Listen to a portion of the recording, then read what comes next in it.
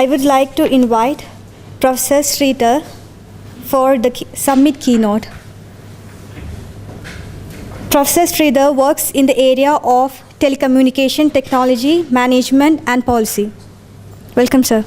Good morning and thanks to Ramesh for inviting me. So I have to match up with Aditya on his technical talk. So since it is supposed to be the introductory talk, I have to cover at least 3 or 2 of the alphabets of RISE. So hopefully it will cover about at least 2 of the alphabets, which is innovation and society. So the talk here is on architecting digital platforms social impact. So you must have seen a lot of social ventures. I mean, one of the objectives of our incubation program is to encourage socio-tech entrepreneurship. So we have seen a lot of social ventures coming up recently in India. For example, if you look at agriculture, education, healthcare, there are a lot of ventures which are coming up which seem to address social problems in general. For example, what I mean by social problems is that we are trying to address the needs of those who are, probably have less purchasing power and who are not in the mainstream, which is not being attacked by the regular commercial companies, in which some innovation is required. So, for example, if you look at some of these companies, for example, this particular company, Krishi Star, basically connects the agricultural produce with the buyers in the urban cities. If you look at Mela, it basically interconnects artisans in different parts of the country to the corresponding buyers, wherever they may be. Your Dost, it's a mentoring program for children and adults, and basically connects those who need mentoring with mentors. Right?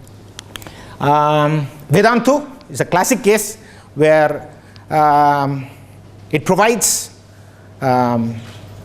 educational instruction to students at large who are preparing for their competitive exams or who are having problems with 10th and 12th, or whatever it is. Right? Dream Career, it provides opportunities for young adults to look for prospective jobs.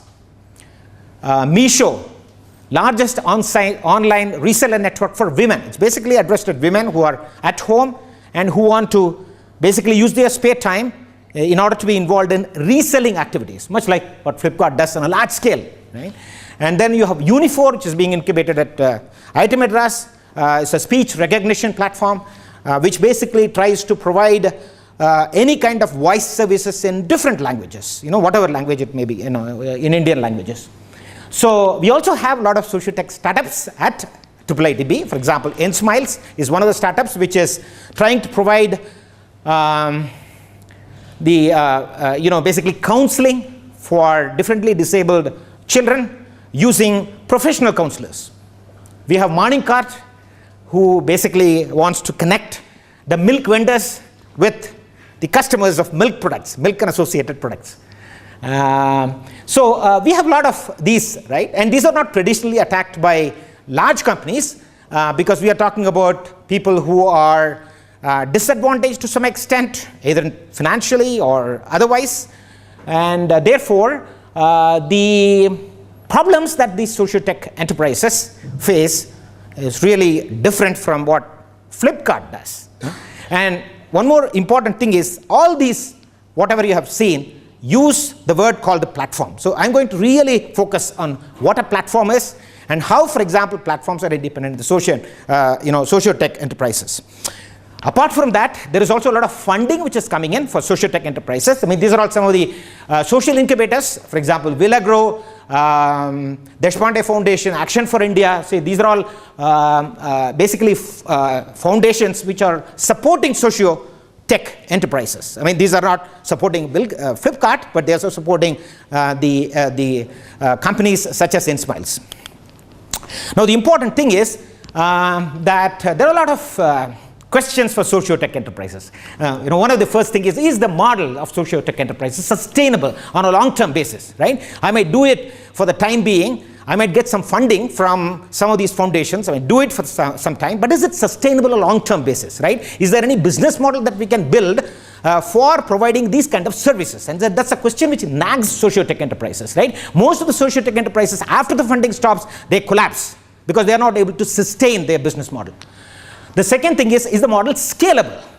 So in most of the circumstances, the models like Flipkart, we have to have hundreds and thousands. And there's no problem, depth of scarcity in India with respect to numbers. But is the model scalable? Right? And for social tech enterprises, it's a very important question, because if they don't scale, then economies of scale does not come into picture. Their costs increase, and therefore they have to manage the cost while scaling up and also make it sustainable on a long-term basis. The last thing is, though these problems do exist, the socio-tech enterprises can survive in India because they create a market where none existed before, right? Because they are going into a market, for example, the artisans or agriculture or education, teachers, these are all markets which have not been tapped by large companies. So there is a scope for making this business sustainable on a long-term basis. Use of digital technologies. I mean, we all know that digital technology, one of the characteristics of digital technologies is that the marginal cost is close to zero, right? You can easily replicate digital technologies. Say, create a platform. The cost of having one more person onto the platform is close to nil, right? Like Microsoft can be copied without any cost, right? So marginal cost is close to zero. And therefore, that is the aspect that we need to use in order to scale up, because scaling up involves lesser and lesser marginal cost in the case of digital platforms. That's not so in the case of physical, anything physical. The important thing is network effect, which we'll come and discuss it a little bit later, is that these platforms can use network effect in order to scale up. I'll just mention what the network effect is. What is the network effect? All these are based upon numbers. The more people get onto this particular platform, the value for each of the marginal user increases non-proportionately, which means that it increases quite a bit, right? And therefore, the value of the platform increases as more and more people start using it. Now, most of the platforms that I have shown you are multi-sided in nature. They are not one-sided, which means that, for example, if you take Flipkart, Flipkart is a multi-sided platform where you have buyers and sellers, right? Buyers cannot exist without sellers, sellers cannot exist without buyers, and therefore they are dependent on each other. And as the buyers increase, sellers increase, they want to show more and more hundred thousands of products. And as the sellers increase, more and more buyers want to attach to Flipkart, and therefore the numbers on each side actually complement each other. And this is proven to be very, very effective, and this is known as cross-site network effect. It has been proven to be true in the case of platforms by Jean Tirole, which is 2014 Nobel laureate. So he has prescribed this model saying that these are complementary in nature. So it is in our interest to grow both sides. That's why Flipkart is not only interested in getting eyeballs, right? They're also interested in getting more sellers onto the platform. Because if the sellers do not exist, the eyeballs don't make sense, and therefore the eyeballs will vanish, right? And so most of the platforms that I have discussed are multi-sided in nature, right? For example, Google search is a classic example. I mean, we search, and there is content providers who provide content, and therefore it is a classic two-sided platform. So most of the platforms that I have discussed are multi-sided in nature, right? And the important thing is we have to grow both sides in order to have enough cross-site network effect so that it is sustainable in the long run, right? Because once you reach a critical mass, then most of these businesses grow exponentially, much like Flipkart or Ola or Uber, right? I mean, they become almost near monopolies. Therefore, I'll discuss later on about characteristics of the multi-sided platforms which enable them to be self-sustainable in the long run. The other thing which is coming up all over the world is what is known as sharing economy, right? So for example, if you look at here, a lot of people share their time in order to create this public garden. Here, a lot of people share their time in order to create maps, right? So all these are also platforms of some kind. The important thing is, in a sharing economy, the activities are maximizing the underused human and physical resources, right? So a lot of, for example, a classic case is Airbnb. So the way in which Airbnb started was that there are a lot of people who have homes. Their rooms are underutilized, and therefore make it available to the public at large so that they can use it, right? TaskRabbit, you have people who have spare time, and therefore is it possible to tap on this spare time in order to create projects, right? Vedantu, classic example. Most of the teachers in Vedantu actually work in Accenture or any of the other, right? But they are free on Saturdays and Sundays. Why not use their time in order to provide them opportunity to teach young children, right? So sharing economy is going to be very, very important in future, because we have underused and unused resources, physical as well as intellectual resources all over the place.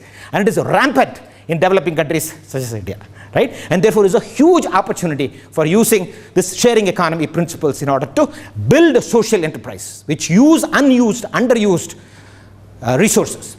So, there are a lot of positives to, the reason why I'm talking about sharing economy is that sharing economy, social ventures, they all come together because sharing is giving something, and therefore it is related to, for example, social entrepreneurship.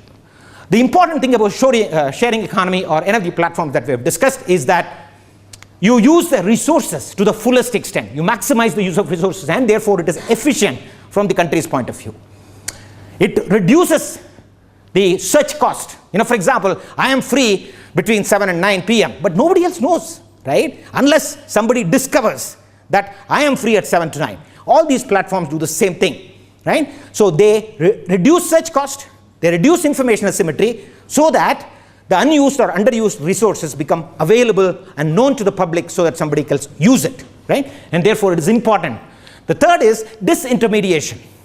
Suppose, for example, I am free 7 to 9. I have to really make it known to the world, and therefore I have to go to some place, right? I will say that, I am available in this particular room between 7 to 9, right? So there is some intermediation which is happening. But using this platform, I can actually remove intermediation. So disintermediation is affected through these platforms. It creates spillover effects. For example, if you provide education, then it has a lot of other consequences, right? The children do well, they become more productive, and so on, right? Instead of wasting time on their TV, they study, right? So it has a lot of spillover effects on the economy, and therefore it is good to practice, sharing economy and the multi-sided platforms in order to give social benefits. But there are a lot of characteristics of these multi-sided platforms. As I discussed, search costs and intermediation are prevalent in multi-sided platforms. It reduces search costs, it reduces intermediation, therefore it is good, it is optimal, it is efficient. Pricing. It is possible to price, right? It's possible to price when you are running this multi-sided platforms. Now, whom to price, what to price, how much to price is a big question mark, right? So, for example, if I am providing education, do I charge the children or do I charge the teacher, right? So, it can be proven by Tirol, it has been proven already by Tirol, that it is, you can use your business model to levy charges on the side which is price inelastic, right? If you charge, for example, a classic case is Ola Auto, right? If we go to an Ola Auto, we are not charged. We are charged 10 rupees or 20 rupees, right? The auto guy is not charged. But in the Ola cab, the driver is charged, not me, right? So it is possible that you can flip around the model of pricing and then make it appropriately tuned to the business model.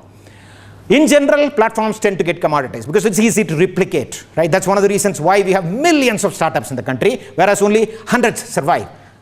Because you need to scale up, you need to make it sustainable on a long-run basis, otherwise these things won't survive. It is possible that the users on these platforms can single home or they can multi-home. For example, the drivers in our country, right? They both have Ola as well as Uber. They multi-home to some extent, right? So whenever they want to switch to any of the other operators, they switch to that. So it is possible that you can use this multi-homing effect in order to scale up your business. The important thing is platforms are very important for socio-tech enterprises, right? So when you think about socio-tech enterprises, apart from the niche areas such as healthcare, healthcare we have seen a lot of multi-sided platforms. For example, most of them are product specific. They create products. Whereas here in this case, we are creating a platform which enables two sides to meet, and therefore it has social benefits, right? So most of the examples that I have shown you, they are all examples of multi-sided platforms, and therefore I urge all of you, right, to think in those terms, and it is possible using these characteristics of the multi-sided platforms to make the business sustainable on a long-term basis, and then prove that you can actually do it. In fact, here there is probably a parallel between socio-tech enterprises that you talked about in the card. Yes. Often, the digital part is probably the easier of the problems to handle. Correct. Always the last mile. Correct. Which is invariably physical. Correct. Any thoughts on how would you address that? Because a lot of the bottlenecks actually lie there. Correct. So, a couple of things. For example, pricing. See, it is always possible in a socio-tech enterprises. We are talking about, unless both the sides are socially disadvantaged. I'm talking about one side being those socially disadvantaged. I want to provide a service. Then the other side, if it is not socially disadvantaged, then it is possible to do pricing. And therefore, it is possible for the socio-tech enterprises to actually make revenue and profit and be sustainable in the long run. It's a characteristic of multi-sided platforms. Right? The second thing could be that, as you pointed out, the last mile is going to be a problem, even for Flipkart. The physical delivery is, consumes so much of cost. So we need to minimize the physical infrastructure as much as possible. In the case of social tech enterprises, because any digital infrastructure that you have, the marginal cost is close to zero. We don't have to really worry about it. But physical, the cost actually linearly increases. And therefore, we need to cut down the cost. So, for example, classic cases, I don't know, not in all cases it may be possible. For example, take this Vedanta case. It's purely digital. There is no physical aspect at all. And therefore, you incur huge economic benefits by having platforms like this. I'm not saying that all the socio-tech enterprise is going to be, but you need to maximize the presence of digital in your end-to-end activities as much as possible in order to reduce cost. Yeah, but that may not be feasible. That may not be possible in all the circumstances. Somebody has to physically come and deliver the milk. Correct.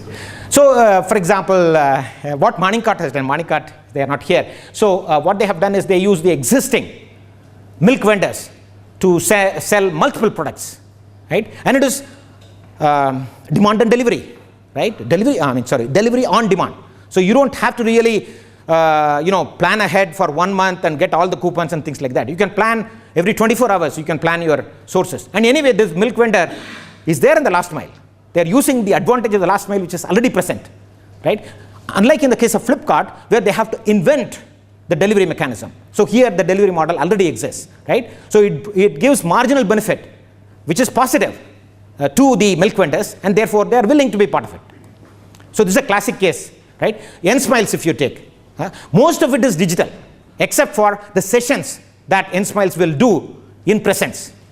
So they reduce these sessions as much as possible and do the digital counseling or phone counseling, whatever it is, as much as possible. So you need to reduce that physical component as much as possible in order to reduce cost.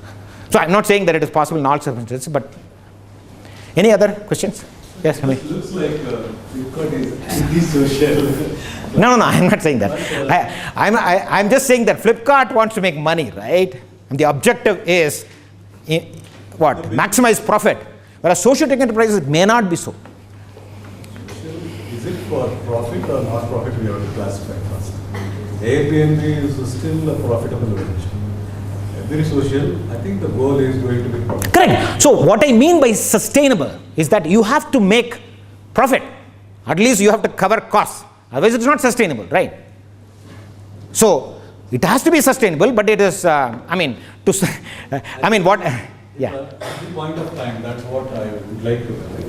At what point of time you want to make it that business is viable on both the outside and who is willing to it? Now, the underlying one probably you could highlight is who is going to invest in this kind of ventures, right? Yeah, you can go to temple, but who is going to give a blessing, right? So that is important. I'll answer your question. So, for example, the guys who are in the socio-tech funding, for example, Velagro, or for example, Deshpande Foundation, they may not be looking. I haven't talked to them, so I cannot really vouch for that. But they may not be really looking for huge returns. Whereas the guys like Son, who is investing in Ola, is looking at huge returns. Okay, so that's the difference between the funders of these two different types of startups. So they will be expecting returns, but they're not expecting huge returns. They're not, expecting like 10x. No. Right. The last one point. Good. Just to benefit of it, if you could highlight the number of social impact funds available nationally and globally to the number of, so that we know what is that you can also get in. So I basically looked at it. There seems to be huge number of funds, right? There seems to be, yesterday I was looking at it, I was not able to put everything. I mean, there are so many funds who are dedicated for socio-tech enterprises, at least seem to be saying that on their websites, right? So, I mean, you can always look at Traction database and then find out how much are there. Yeah? These platforms that they do, they start abusing the customers, the buyers. Correct. So what governance mechanisms exist? Correct. So, yeah, it's a good question. So, definitely, as I have pointed out, the platforms can be commoditized and they become monopolies over time because of the network effects that they generate. And once they become monopolies, they can do whatever they want. They abuse their power, like the recent case against Google. So, we have to have a regulatory mechanism. We don't have a regulatory mechanism. And I'm not for imposing a regulatory mechanism on these enterprises. It has to be a self-regulatory mechanism. For example, if you look at sharing economy, most of it is self-regulated, right? So people adjust to make sure that it is for the social cause. So I am for self-regulation. I mean, even though self-regulation may be very difficult to implement, especially in India. Right? It's also important as a regulator. The reason is somebody may be hosting a platform, somebody is a consumer, jurisdiction is going to See, so in socio-tech enterprises, we need to be a little bit sensitive, because if you put too much of regulation, social enterprises will die, right? And therefore, I am always for light touch regulation, especially for social enterprises. It has to be self-regulated. very minimalistic regulation. Correct. But it has to be there. Correct. To note to say that the term regulation or to regulate almost exclusively is equated with to control and restrict. But regulation also means to empower and Absolutely. enable. So you need regulations to empower and enable. Correct. Absolutely. Right. Yeah.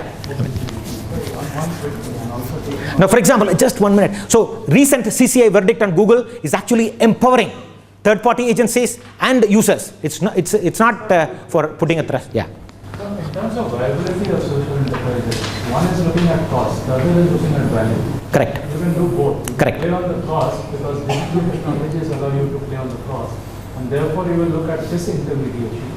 Whereas the physical component is important in some of these sectors, their cost, looking at cost and disintermediation may not be the way to go, but a re-intermediation may be the way to go. When, say, there is a model of Vedanta where you are using digital platforms to provide education. There is another model which is a hybrid, which introduces a new set of intermediaries, a more empowered set of intermediaries in terms of providing education. Absolutely. So it's a mix of disintermediation is more when you're looking at cost, but re-intermediation is what I say is more relevant when you're looking at the value. Correct. And you can play on both sides. Absolutely. That also answers Professor Raghavan's. For example, this. I mean, if I don't know whether I'm answering it correctly or not. This re-intermediation can be done by NGOs or cooperative societies. All these organizations which do exist at this point of time, and therefore it is their interest to do that, and therefore you can reduce the cost because you don't have to invent it. Okay, I'll close it up. Thank you.